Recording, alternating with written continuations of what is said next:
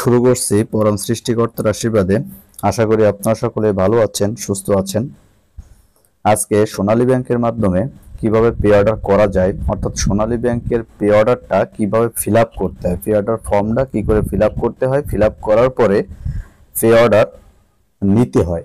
অর্থাৎ সোনালী ব্যাংকের মাধ্যমে আপনারা সকলে অবগত আছেন, জমি জমা কেনা বেচার জন্য কিন্তু আসলে সোনালী ব্যাংকের মাধ্যমে রেজিস্ট্রি অফিসে যে পে অর্ডার করতে হয়, ম্যাক্সিমাম পে অর্ডার কিন্তু সোনালী ব্যাংকের মাধ্যমে হয়ে থাকে জমি জমা ক্রয় বিক্রয়ের ক্ষেত্রে।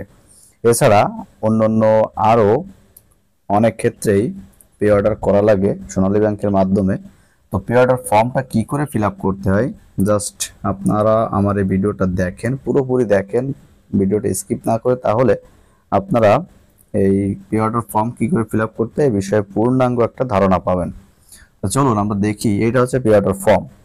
পে অর্ডার এখানে সোনালী ব্যাংক দেখেন লেখা আছে সোনালী ব্যাংক পিএলসি, লেখা আছে শাখা, কোন শাখা। তো এখানে যে শাখাটা আছে এই শাখা সিল সংশ্লিষ্ট যে শাখা আছে সেই শাখা কর্তৃক ফিল আপ হবে এবং তারা তাদের সিল মেরে দেবে। সুতরাং এই শাখা এখানে লেখার কোনো প্রয়োজন নাই। এখানে পরবর্তীতে দেখেন তারিখটা লিখতে হবে, যে আপনি যে যে তারিখে পে অর্ডারটা করবেন সেই তারিখটা আপনাকে এন্ট্রি দিতে হবে। আপনি পে অর্ডারটা কিসের মাধ্যমে, নগদের মাধ্যমে করে নগদ লিখতে হবে। যদি চেকের মাধ্যমে করেন তাহলে চেকের নাম্বার এবং চেকের যে প্রিফিক্স থাকে সেটা দিতে হবে, অর্থাৎ চেকের ইনফরমেশন এখানে ফিল আপ করতে হবে। এই হচ্ছে। এরপরে আপনার ভোগকারী বা স্বত্বাধিকারীর নাম বা ঠিকানা, অর্থাৎ আপনি পে অর্ডারটা কোথায় করবেন, কার বরাবর করবেন সেই ঠিকানা এখানে লিখতে হবে। আপনি পে অর্ডার কয় টাকার পে অর্ডার করবেন এই টাকার পরিমাণটা এখানে লিখতে হবে এবং টাকা এটা অঙ্কে লিখবেন, আর এইখানে আপনি টাকার পরিমাণ কথায় লিখবেন কয় টাকা। এখন যে পে অর্ডার করবেন সেই ব্যক্তির নাম ঠিকানা এইখানে লিখতে হবে, তার নাম এবং ঠিকানা পূর্ণাঙ্গ ঠিকানা লিখতে হবে। সেই ব্যক্তির মোবাইল নাম্বার লিখতে হবে, যদি ব্যক্তির ওই ব্রাঞ্চে বা অন্য কোনো ব্রাঞ্চে অ্যাকাউন্ট নাম্বার থাকে সেই হিসাব নাম্বার এখানে লিখতে পারেন এবং ব্যক্তির স্বাক্ষর করবেন এই জায়গায়। স্বাক্ষর করার পরে দেখেন পরবর্তীতে আছে যে শুধুমাত্র ব্যাংক ব্যবহারের জন্য, অর্থাৎ যেটা ব্যাংক ব্যবহারের জন্য এই অংশ আপনারা ফিল আপ করবেন না। এই অংশটা আপনারা, অর্থাৎ এই অংশটা আপনাদের জন্য না, এই অংশটা আপনাদের জন্য, এটা ব্যাংকের জন্য।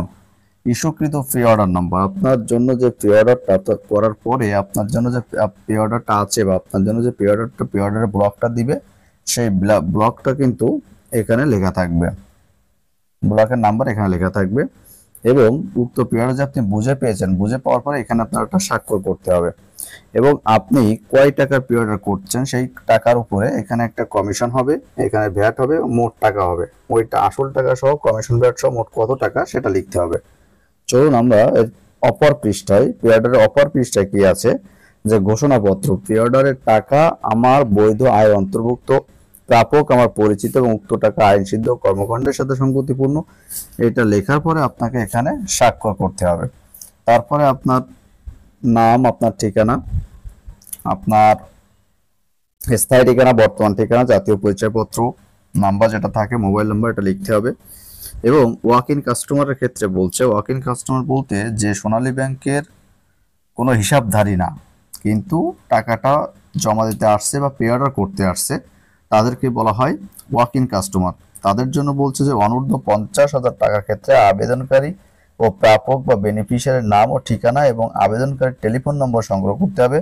50,000 টাকা হতে 5 লক্ষ টাকার নিচে পর্যন্ত আবেদনকারীর 1 নম্বর ক্রমিকের তথ্য অতিরিক্ত, অর্থাৎ এই যে 1 নম্বর যেগুলো আছে, অর্থাৎ আবেদনকারী, প্রাপক বা বেনিফিশিয়ারি নাম ঠিকানা বাদেও কিন্তু অতিরিক্ত ছবি নিতে হবে এবং আইডি কার্ডের একটা সত্যায়িত কপিও সংগ্রহ করতে হবে।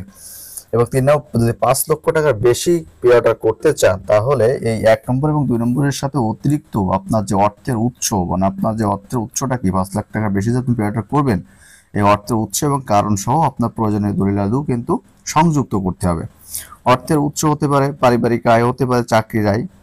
পে অর্ডার ইস্যুর কারণ কি জন্য, চাকরির জন্য কি, পে অর্ডার ইস্যুর কারণ হচ্ছে কোথাও আপনি জমি কিনছেন, জমি কেনা বাবদ, এরকম যে উৎসের কারণ এবং অর্থের উৎস এবং পে অর্ডার ইস্যু করার কারণ এগুলো আপনাকে দিতে হবে। চলুন আমরা এখন ফিল আপ করার অংশটা দেখি। এ হচ্ছে ফিল আপ করার অংশ। মনে করেন এই যে লক্ষ্মী ভাষার শাখা ছিল এখানে দিয়ে যাচ্ছে। এখন আপনি টাকাটা নগদে দেবেন, তাহলে নগদ লিখতে হবে। কোথায় লিখবেন? মনে করেন যে অধ্যক্ষ সরকারি কলেজ নড়াইল, এখানে আপনি পে অর্ডারটা করবেন, তাহলে সেই ঠিকানা বরাবর আপনাকে লিখতে হবে। এই যে তারিখ লিখতে হবে, কয় টাকা, মনে করেন 1000 টাকা, সে 1000 টাকা অঙ্কে লেখা হয়েছে, কোথায় লেখা হয়েছে। আপনার এই যে লক্ষ্মী ভাষা শাখা, আপনার যে তারিখ দিয়েছি, তারিখ দেওয়া আছে, আপনার এখানে নগদ মাধ্যমে ফিল আপ হচ্ছে। কোথায় করতেছেন? এই যে অধ্যক্ষ সরকারি কলেজ নড়াইল, কত টাকা? 1000 টাকা। এই যে 1000 টাকা এখানে আবার কোথায় লেখা হয়েছে।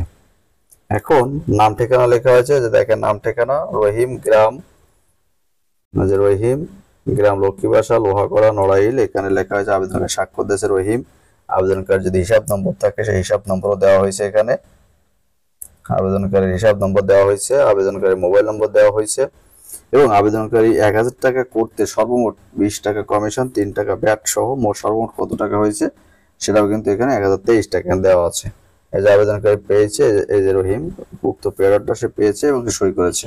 এইভাবে আসলে ফিল আপ করতে হবে। ফিল আপ করার পরে পিছনের অংশ দেখেন, পিছনের অংশে রহিম স্বাক্ষর করছে, তার বাবার নাম করিম, গ্রাম, বর্তমান ঠিকানা, স্থায়ী ঠিকানা দিয়েছে, তার যে জাতীয় পরিচয়পত্র নম্বর সেটা দেওয়া লাগবে, মোবাইল নম্বর দেওয়া লাগবে। এই যে অর্থের উৎস, মনে করেন আপনি চাকরির আবেদন করতেছেন, তাহলে এখানে অর্থের উৎস দেবেন পরিবার থেকে। আপনার এখানে কিসের জন্য করতেছেন? আপনি চাকরির আবেদন দিচ্ছেন, এই যে চাকরির আবেদন। তো এইটা হচ্ছে মূলত যে পে অর্ডার ফিল আপ করার মোটামুটি একটা পূর্ণাঙ্গ ভিডিও। আশা করি আমার ভিডিওটা আপনারা পুরোপুরি দেখছেন এবং পে অর্ডার কি করে যথাযথভাবে ফিল আপ করতে হয় আপনারা বিষয়টা সম্পর্কে সম্পূর্ণ ধারণা পেয়েছেন। এইভাবে ফিল আপ করে আপনারা ক্যাশ কাউন্টারে এটা জমা দিবেন। জমা দেওয়ার পরে আপনাদেরকে পে অর্ডারের একটা, এই যে টাকার আপনি পে অর্ডার করেছেন সেই পে অর্ডারের একটা ব্লক আপনাকে দেওয়া হবে।